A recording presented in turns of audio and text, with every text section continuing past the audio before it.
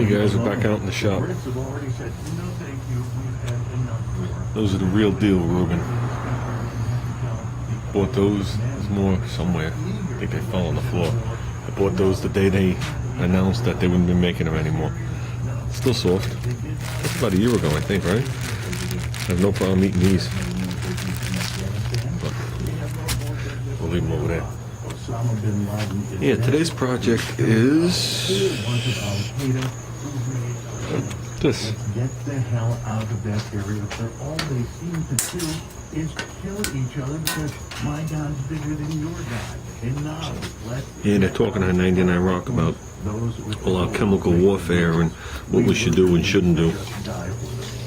So, in my opinion, we should stay the fuck out of everything. Back out of everything, everywhere. They'll get the hint. Oh wait, we gotta protect everybody. Okay. So, we're breaking this bad boy down. I know nobody saw this coming, but I'm gonna do that frame. Nothing crazy. I'm gonna sand it all the way down, and haven't decided on the colors and what I'm gonna do. But we're not gonna go crazy. As you can see, the center of the rims are aluminum, but right now the outer chrome parts are heavy rusted. So I will do the centers aluminum again. What I'm gonna do on the outside, I'm not sure. I might give them a, I'm gonna split the wheels. I might give them a heavy sand, and I might try the, I might do them like either a cast iron, or I might do the aluminum, cast aluminum finish. Don't know. We're not looking for anything crazy. So, what color I'm gonna do the bike, I don't know. The bike was painted 7 times. We got everything from Chevy orange to like a Pontiac blue to a red. We got a black. We got a nice metallic purple. I like that. But this is going to be rattle can, guys. So, and I want to do something that if I put a big, massive scratch in it, I could just reshoot an area. So okay, we're done putzing around. Let's get this thing apart. Okay, got the throttle off, brake lever and stuff. I'm leaving it all attached to the engine. So don't ask me why I pulled it off there. I'm gonna pull off the engine. I'll tell you something, guys, the mosquitoes are fierce tonight. Got a fan out here. Not because I'm hot, trying to keep them off me. And they're getting me like 6 at a time. Oh shit. So I'm gonna grab these 2 back bolts. I'm gonna grab the 2 foam bolts. We'll get the motor out of the way and continue on. I think if I put the other motor on, Junior would notice. I don't know if anybody's seen those 2 sitting there. Trust me, ideas are brewing. But not for this frame, for the other one.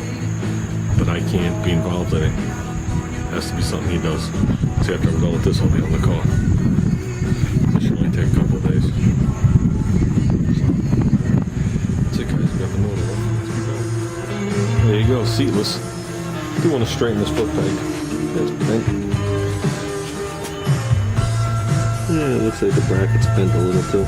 Plus, obviously, put a real nut and bolt over here. Maybe we could straighten it before we pull it apart.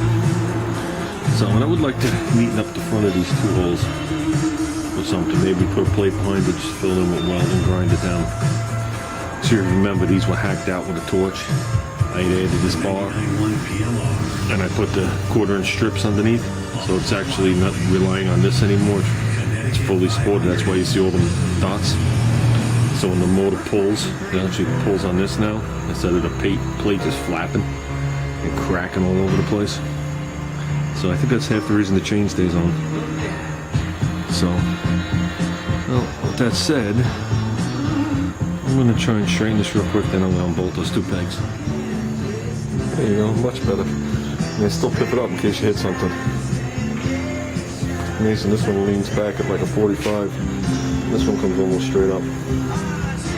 So if one of those ever ripped off, if that's the way they do it. This one couldn't come up anyway, it hit the motor. Like this is hitting the motor, this bolt. So next time we put it together, we're going to put a bolt going downward. So, okay, that's it. Okay guys, we got some piles. One engine back there. These are the plates for you people that never seen them. Here's 1/4" plate. I added this bar in. 1/4" plate, I even tacked them in there. They didn't have to be welded that strong because they are clamped. but it did stiffen the plate. I just got to take these off. You can see this one's a little bit altered, homemade. I don't really know what you call it with all those extra holes. Might fill those in, just grind them out, just make it look a little better. Well, we're not going too fancy schmancy here. There's going to be parts where I leave the factory paint on purpose. Probably like from here around the tube. I want to leave the history of the bike. Okay guys, so this is how it plays out. I don't know if I'm going to be able to keep this in focus. But you have metal, orange, there's no primer on the orange. Looks like a Chevy orange or a Big Bad orange or a competition orange. I'm sure they didn't call it Chevy orange because that's the factory color for this. Then you have metallic purple, which looks like Plum Crazy. Okay. Then after the purple you have red. Then after the red you have it's either gray or primer. And then you have like a bluish turquoise color. And after that you have black. Those are the colors that we have. So with that, I think the handlebars were chrome. No, the whole forks were chrome. Now the forks are the big dilemma on the whole thing. I don't want to get rid of what's left of that remaining sticker. I don't even want to fix that plate. And then you guys are gonna go ooh, ee, ah, and all that other crap. I don't care. This plate here has the original Sligshot sticker on it. For some reason, it looks like a torch hole through it. Maybe somebody mounted a light on here. I don't know. It's not supposed to happen. But I am probably gonna just mask off this rectangle. You know what I mean? From the inside of this barn to the inside of this barn. Redo this and everything else you see. Okay, I'm thinking of just stripping the paws down. And I'm thinking of doing the bike yellow with the orange. So like here back would be orange, and here forward, including the forks, would be yellow. And do the bars like either aluminum or cast iron look. I think that would be a nice look. Be different. See if we can get it back to old school. So, well, I sanded just a tad because I need to sand it with a mechanical sander. I can't just can't use a piece of paper and put a 220 scratch on it.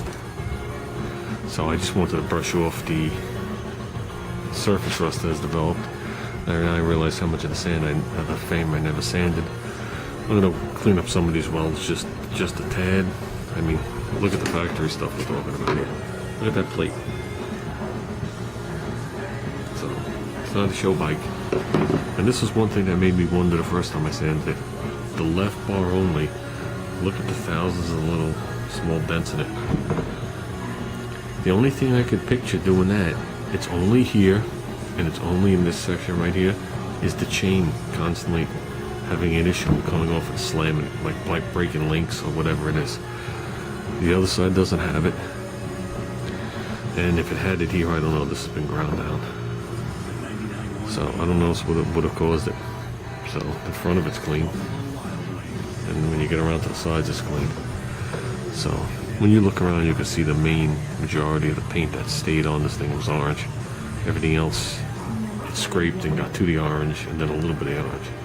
So in there, it's going to be a little challenging with the sand. We'll do the best we can. Like I said, I'm going to leave inside these tubes from like here to here, like a quarter of the tube.